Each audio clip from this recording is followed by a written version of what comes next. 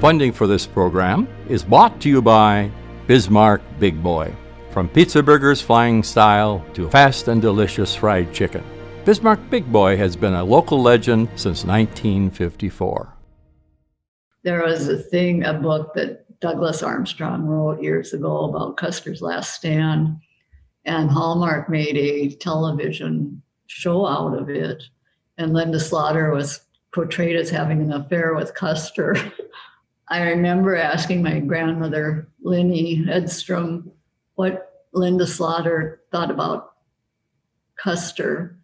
And her exact words were, she thought he was crude, rude, and lewd.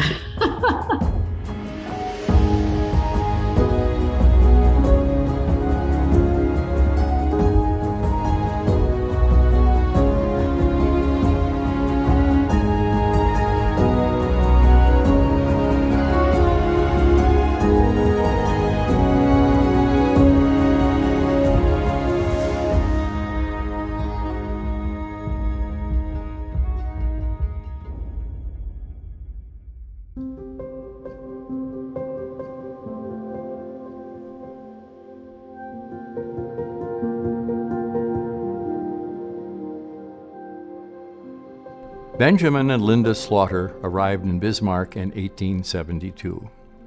After being a surgeon in the Civil War and at Fort Rice, Benjamin Slaughter was a surgeon at Camp Hancock, then owned a private physician's practice in Bismarck. He was also the city's first postmaster, as well as a member of the first Bismarck City Council. His wife Linda was also a postmaster and started the first school in Bismarck, and was the first public school teacher in the city. She was also the state vice president of the National Women's Suffrage Association and started the Ladies' Historical Society in 1875. She later became a lawyer and a well-known writer who wrote the words of North Dakota's state song in 1902. Benjamin Slaughter grew up in Kentucky, and he went to school there, graduated from the medical school, and then he joined the Union. He was then appointed a full surgeon with the rank of major on his 24th birthday. He was the youngest surgeon in the Army at that time. In 1865, the Kentucky Volunteers, the 55th Kentucky Volunteers, were ordered to head off Morgan's command in the pouring rain. Dr. Slaughter's horse slipped and fell on his ankle, and that caused him pain for the rest of his life. After the war, he taught at medical school and decided to start up his own private practice. He decided he liked the military life better, so he joined the Army again, this time the 17th Infantry, and served the South during the Reconstruction period. And it was here in Tennessee that he met Linda Slaughter and got to know her, and he decided he would like to marry her. She was thinking about doing missionary work in India, and he had a little bit of a time trying to talk her out of doing that and marrying him, but he finally succeeded. So they were married in 1868 in Cadiz, Ohio, where she came from. Linda's father was General Charles Warfel, and he was a veteran of the Mexican-American War. Later, he was a brigadier general during the Civil War in charge of soldiers who intercepted Morgan's raid in Harrison County. He purchased a mill, and it prospered. He then added a blacksmith shop and a general store. The area became known as Warfel. It's 2 miles east of Cadiz, Ohio. Near Cadiz, a post office was actually named after the Warfel family also. Charles Warfel was an Ohio senator for 2 terms. He was an abolitionist and believed everyone deserved an education. He was a leader of the Presbyterian Church. Linda's mother, Mary, was a distinguished, prominent person of the Boyd family. She had a sister, Rosalind, and she's kind of a mystery.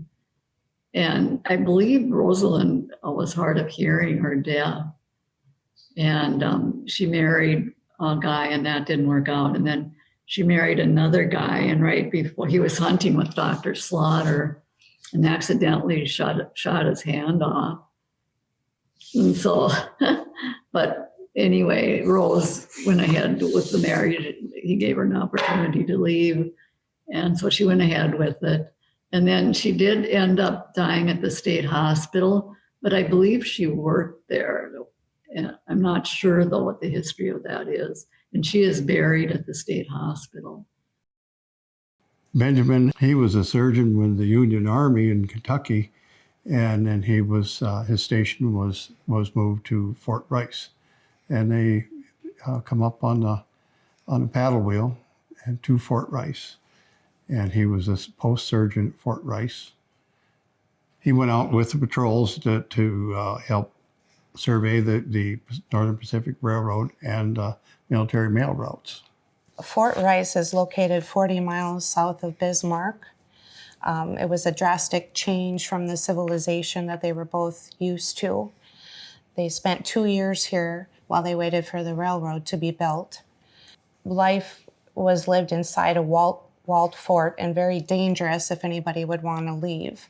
They would usually have to be accompanied. They couldn't leave themselves for fear of the hostile Indians that were right outside the perimeter. Dr. Slaughter was kept busy with men wounded by bullets or arrows, injured by horses, men frozen, deficiency diseases, and others who were homesick. Nerve-shattered men who pretended to have symptoms so that they wouldn't have to stay at the fort. When they were at Fort Rice, Linda helped the doctor with the natives that were camped outside of the fort, and she would go and help them, and they give her the nickname Zula, or one that helps. And this is also where they lost their baby, Frank, who was born in mid-December, and died on December 30th. They were going to have to wait until the spring when the ground thawed to get him buried, but the family had a hard time accepting that. So the general decided to start a fire and had his soldiers dig deep. They put the coffin in and then piled dirt on top, poured water on it so that the ice would cause a protective barrier so that the wolves could not could not dig up the baby then that was buried there. The ground was froze, and they had to, the soldiers went out, used picks to dig a grave and stuff. And while they were doing that, they were being attacked by the Indians. One incident that was very terrifying at the fort was that Indians started a fire in a wood pile alongside a wall, and the fire started very quickly and spread, and the officers were busy putting that out. Some of the Indians were getting closer to coming in. The wives were very scared, and they all gathered together and grabbed their children and were running towards the river. The soldiers shot off a cannon, and that scared the Indians away, so they were safe. And in 1872, he was ordered to the new post of Camp Hancock, served as post surgeon until November 1873, then resigned to become a citizen of Bismarck. Yeah, he resigned his commission and become a private practice in Bismarck. He was in the first city council in Bismarck, which was in 1875. He actually was the first postmaster too, because at that time Linda was not legally able to be the postmaster. She actually did the work, but she was not legally being able to be the postmaster. Linda, she was a writer. Her first book was a book of poems called Early Efforts. Then she wrote a couple of books about slavery and teaching the freed slaves, and this was called Freedmen of the South and Summering in the South. She also wrote a book called The Amazonian Corps, and this was about the military life and being a wife of a soldier. She wrote about Fortress to a Farm, and this was a book about Bismarck's beginnings. This book is Linda Slaughter's first account of Bismarck, starting in 1872. She understood the importance of collecting and preserving early Bismarck history so that future generations could learn from it, from its humble beginnings to the growth that developed when the trains came. She also describes the different forts in North Dakota and their importance and how mail was delivered throughout the state. Also, the New Northwest, which was a pamphlet describing the beautiful area of Bismarck with all the possibilities of land, and a couple of copies of this was placed in the cornerstone of the courthouse and the cornerstone of the Capitol building. Linda Slaughter spent several winters in Washington, D.C., and she was Washington correspondent for the Bismarck Tribune. Victoria Woodhull, I don't know if you remember her, she was the suffragette, kind of an interesting lady, and I think kind of eccentric. And she was going to, run for president. And I mean, in those days, that was, I'm sure, really unheard of. And she had 3 people on the short list to be her vice president, and one of the 3 was Linda Slaughter. But she didn't win. The other 2, one was from New York and California, and so it was one of the other ones that ran with hers. But she was, close. The newspaper articles attracted attention of the Northern Pacific Railroad, and they commissioned her to write newspaper articles for St. Paul, Chicago, and New York. Linda served as vice president of the Women's National Press Association. She was also a teacher. She taught school in Harrison and Jefferson counties in Ohio before coming to North Dakota, but she also taught the newly freed slaves in Kentucky and Tennessee. She helped with the schools down there and also with the churches. She later became the first teacher in Bismarck and the superintendent of schools in Burleigh County. She organized the first Sunday school. She was a nurse. She would go and help her husband with the patients. She was also an artist. She loved to sketch and draw, and she even taught some art classes. And she also became a lawyer later on in life. Help tell the stories of Bismarck's past and become a financial sponsor of this program. Contact info@bismarckhistory.org to learn more. One story I love is that General Grant was present for the laying of the Capitol cornerstone. And Linda Slaughter urged her girls to take a look at the man with the gray hair and beard and to remember that they had seen General Grant. I remember asking my grandmother, Linnie Edstrom, what Linda Slaughter thought about Custer. And her exact words were, she thought he was crude, rude, and lewd. She did not like Custer at all. Linda was a postmistress, and she got the mail bags. They had a lock on them, and she was the person in charge of making sure this mail was distributed correctly. General Custer at Fort Lincoln decided that he should be able to see those bags first. And she said, no, you cannot do that. That's my job. But he continued to take the bags and wreck them, ruin them to open them so he could distribute to his area first. And so Linda Slaughter wrote a letter to Washington, D.C. describing what was going on. And they said, you are in charge of the bags, so you are the one to distribute this mail. So General Custer had to take a step back, and he learned real quick that Linda was in charge of that. There was a book that Douglas Armstrong wrote years ago about Custer's Last Stand, and Hallmark made a television show out of it.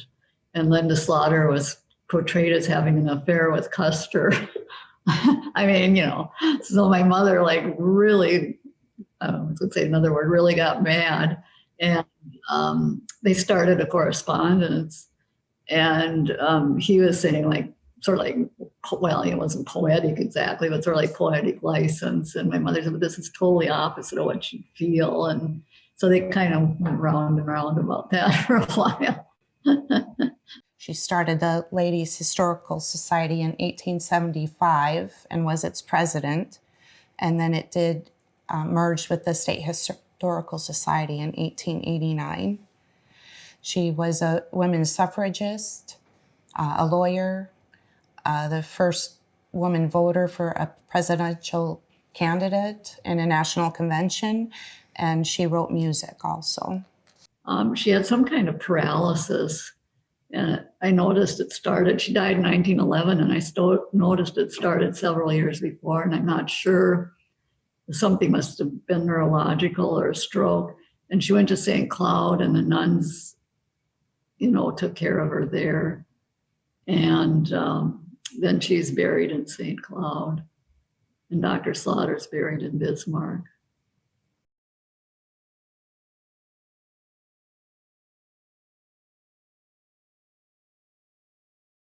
I first learned about it through my dad.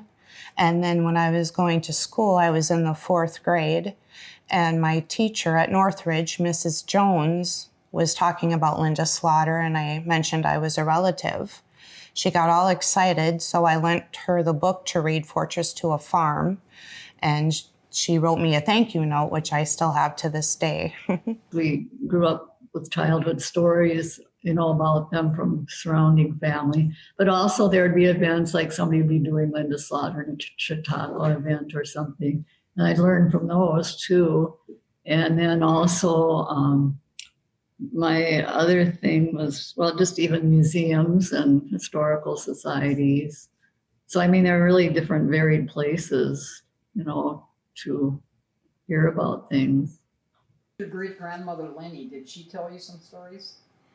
Lenny did, yes. We would go up to see her in the fall, and she lived on the top floor of Patterson. And she would take me and my sister Nancy to the window and show us where Buddy Forth was. And she'd point out, well, that's where so-and-so's building was, and that's where this business was. And and she was, because she wrote for Bismarck Tribune also.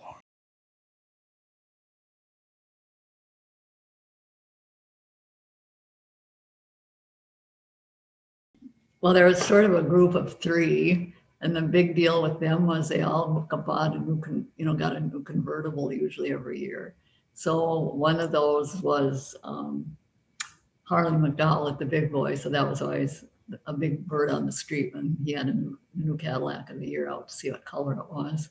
And then Harold Schaefer had a pink Cadillac convertible. And I remember my dad, before he got it ever, he said to me, well, when you get married, you thought this was a big joke, I'll buy you a pink Cadillac convertible, never thinking, that would never happen. So one day he's walking down 4th Street, and who should flash by in a pink Cadillac convertible but Harold. And it's kind of interesting. Years later, I was talking to Harold, and he said they actually made special paint for his convertible, so it's the exact same shade of the glass wax can. So that was kind of an interesting piece of trivia. And then the other convertible, although I don't know if he drove it every year, was Floyd Boutros. And he used to drive around in this big flashy white Lincoln.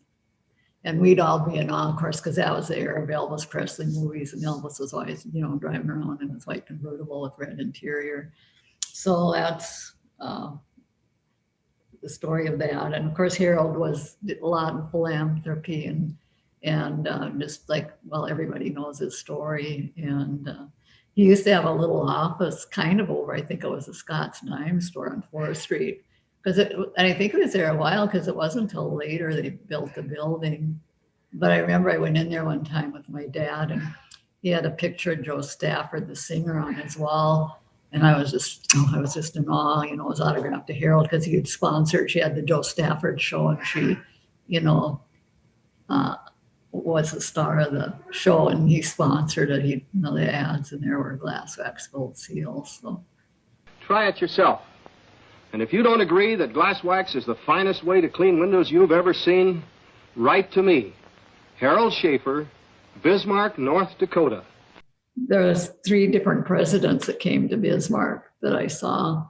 One when I was about, I think maybe four-ish, was Ike Eisenhower, and I remember he was in a green convertible and so on. And then Jimmy Carter landed for a campaign stop on his jet. And then LBJ, this is really crazy. I didn't know who he was. I think he was just a senator at the time, and he was at the old airport, and it's a really crowded space. And I came with Sarah Blaylock, whose dad was honcho in the Democratic Party. And we were just hanging out behind the gate. Well, who should walk up and talk to us but Lady Bird? She was bored, and I think I know she had 2 girls that would be about our age. So that's my brush with greatness.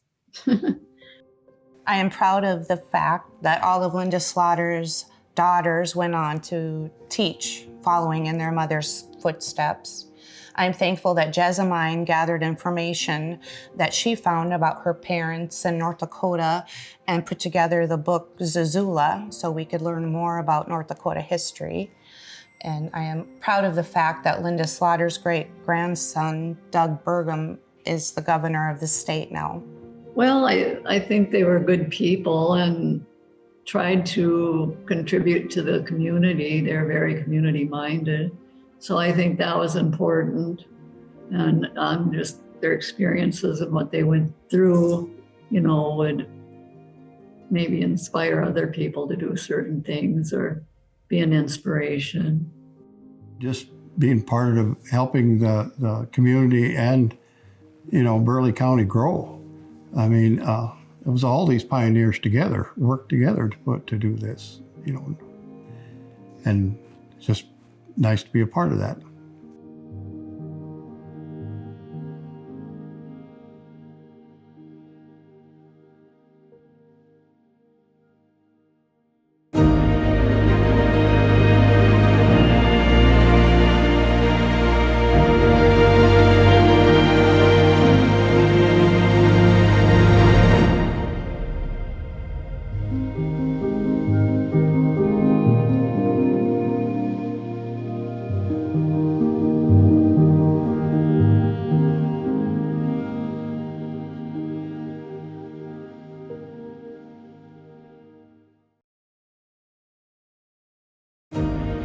Help tell the stories of Bismarck's past and become a financial sponsor of this program. Contact info@bismarckhistory.org to learn more.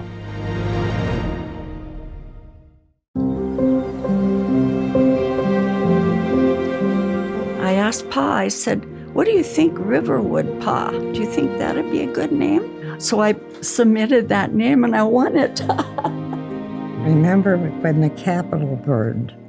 I looked out and there was this black stuff going by the window. The president of Woolworth at the time's name was Kirkwood. My parents decided, I think my mom decided, that Bismarck needed a zoo. So